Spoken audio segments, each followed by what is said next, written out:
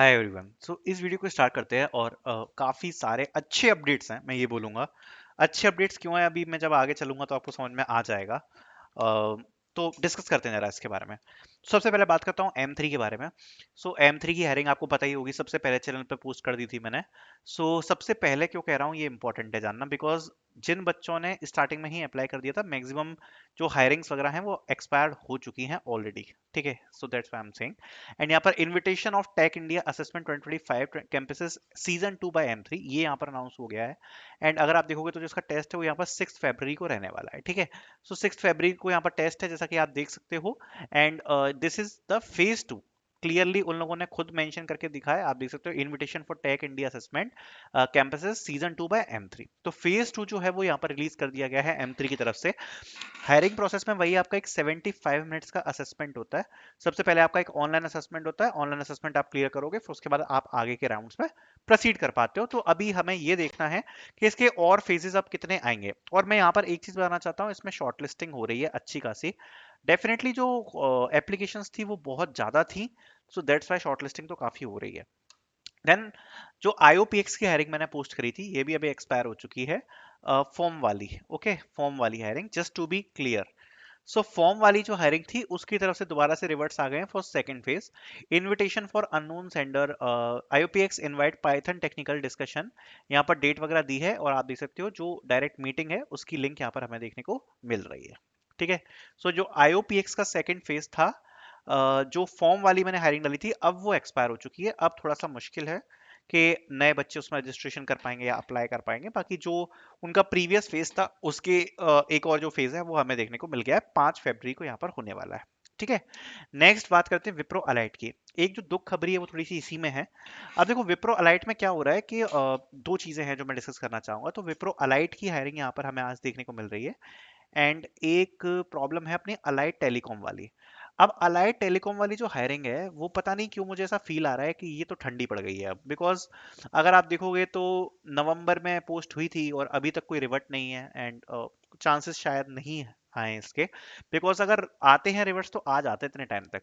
और एलाइट की हायरिंग आज यहाँ पर अनाउंस जो करी है वो हमने अपने चैनल पर पोस्ट करी थी ऊपर सुबह, है ना। अगर आप इसको देखोगे तो काफी बच्चों को दिक्कत आ रही है because of limit of one application.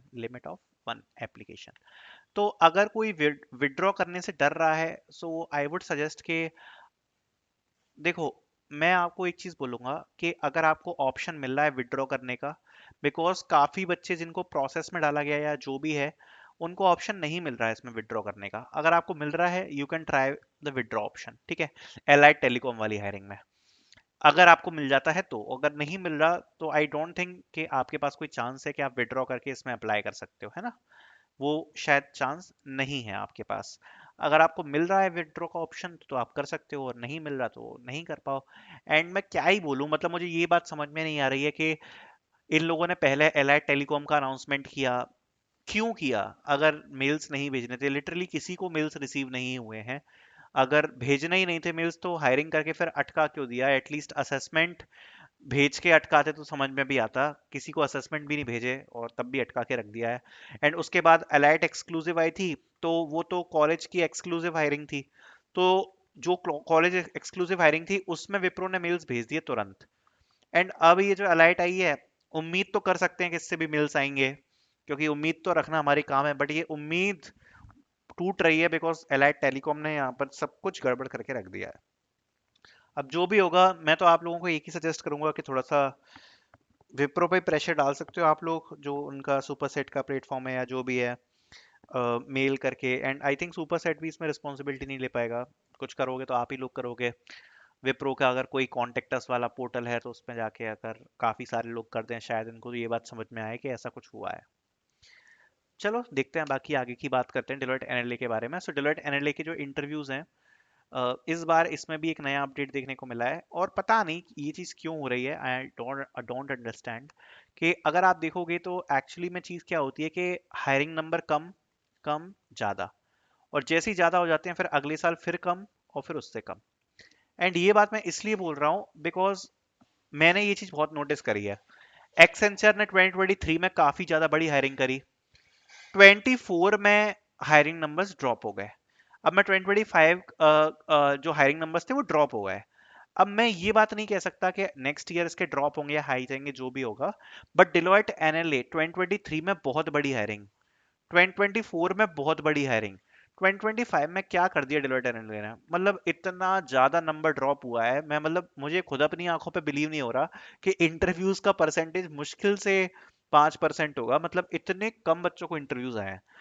बहुत ही कम बच्चे हैं जिनको डिलॉयट एनएलए के इंटरव्यूज आए हैं, and it is very very shocking के लगभग, मतलब मेरे को लगता है बहुत सारे बच्चों को, मैक्सिमम बच्चों को यहाँ पर जो है वो यहाँ पर रिजेक्ट किया गया है। इसका बहुत बड़ा रीजन है एक्चुअली में क्या होती है कि कोई सिस्टम चल रहा होता है शुरू में तो बहुत अच्छा लगता है, बाद में वही सिस्टम सब कुछ खराब करता है। अब हुआ क्या, चीटिंग का सिस्टम ऐसा आगे हुआ कि हर बच्चा हर टेस्ट में 90 प्लस स्कोर कर रहा है। अब जो बच्चा जेन्युइन तैयारी कर रहा है उसका तो क्या ही हालत होगी। अब हर कोई अगर 90 प्लस स्कोर होगा तो डेफिनेटली ये तो होना ही था कि मैक्सिमम रिजेक्शन देखने को मिलनी थे। और मोस्टली जब, मतलब currently I am liking the offline drives, because offline drives में कंपटीशन कम है और एक्चुअल में बच्चों के सिलेक्शन हो पा रहे हैं, क्योंकि ऑफलाइन ड्राइव्स में कंपनीज को भी समझ में आ रहा है कि किस बच्चे का परफॉर्मेंस क्या है। और जो भी कंपनी अपनी प्रोसेस वर्चुअल रख देती है तो उसमें फिर यही हालत होता है, रिजेक्शन हो जाती है सबकी। तो डेलॉयट एनालिस में तो बहुत ही कम यहाँ पर जो सिलेक्शन चांसेस हैं आए हैं, इंटरव्यूज के जो रिजल्ट्स हैं वो रिलीज हुए हैं उसमें। देन बात करते हैं आईबीएम सीआईसी, इसके तरफ से गुड न्यूज़ है, अनएक्सपेक्टेड गुड न्यूज़।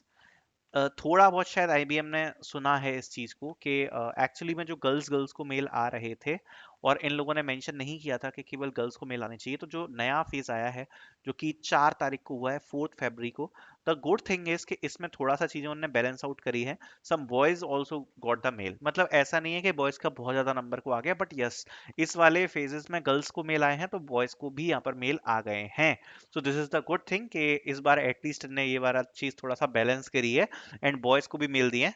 एंड देखो अभी मैं बताऊं तो टोटल 3 फेजेस हो चुके हैं आईबीएम के, जिसमें जो प्रोसेस है वो यही हो रही है कि सबसे पहले कोडिंग असेसमेंट हो रहा है, कोडिंग असेसमेंट के बाद फिजिकल आपका टेस्ट हो रहा है आईबीएम के सेंटर पे। एंड ये मेरे हिसाब से जो सेकंड राउंड है वो फिजिकल होता है आईबीएम के ऑफिस में। दैट्स वाई ये लोग धीरे धीरे करके फेजेस कंडक्ट करा रहे हैं, और अभी 3 फेजेस हो चुके हैं, एंड आई एम होपिंग कि शायद अभी हमें एक फेज और देखने को मिल जाए, क्या पता। ठीक है, तो क्या पता एक फेज अभी हमें और देखने को मिल जाए, मतलब हो सकता है, आ सकता है एक और फेज। आएगा या नहीं आएगा नहीं कह सकते, बट मुझे ऐसा फील होता है कि एक फीसद भी इसमें और आ सकता है, बिकॉज जो रीसेंट 25 जनवरी वाला जो आईबीएम ने खुद ने पोस्ट किया था ना, तो उसको देख के ये चीज फील आ रही है कि आईबीएम की तरफ से नया फेज आएगा। ठीक है, बाकी जो कैंडिडेचर फॉर्म है, अगर आईबीएम दोबारा से भेजती है भरने को, जो कि कई बार भेज चुकी है ऑलरेडी, अगर वो दोबारा से भेजती है कैंडिडेचर फॉर्म भरने को, देन डेफिनेटली एक चांसेस और होगा एक फेज आने का। और अगर आईबीएम शांत हो जाती है कैंडिडेचर फॉर्म भेजना, दैट मींस, क्योंकि यही होता है हर साल, जब तक कैंडिडेचर फॉर्म का रिमाइंडर आता रहता है ना तब तक फेजेस आते रहते हैं, और जैसे ही रिमाइंडर रुकता है तो वैसे ही फेजेस आना जो होते हैं वो बंद हो जाते हैं। देन बात करते हैं टेक महिंद्रा की, तो टेक महिंद्रा की थोड़ी सी कंडीशन ठीक चल रही है। इनके इंटरव्यूज के मेल डिलॉयट एनालिस्ट से बेटर हैं, ज़्यादा बच्चों को आए हैं, एंड इसके इंटरव्यूज भी सही जा रहे हैं। मतलब अभी कुछ बच्चों ने इंटरव्यू दिया था, मेरी बात हुई है, तो मतलब इजी ले रहे हैं वो लोग, ज़्यादा डिफिकल्ट इंटरव्यू नहीं ले रहे, बेसिक चीज़ें पूछ रहे हैं रिलेटेड टू सीवी, और जो भी आपने सीवी पे लिखा है सीवी फोकस्ड इंटरव्यू ज़्यादा है।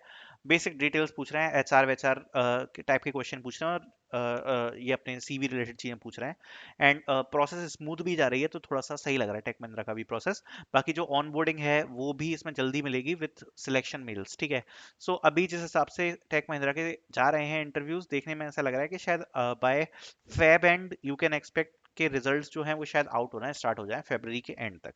ठीक है, then yes, so these are the all the updates which I want to talk about. Thank you so much for watching.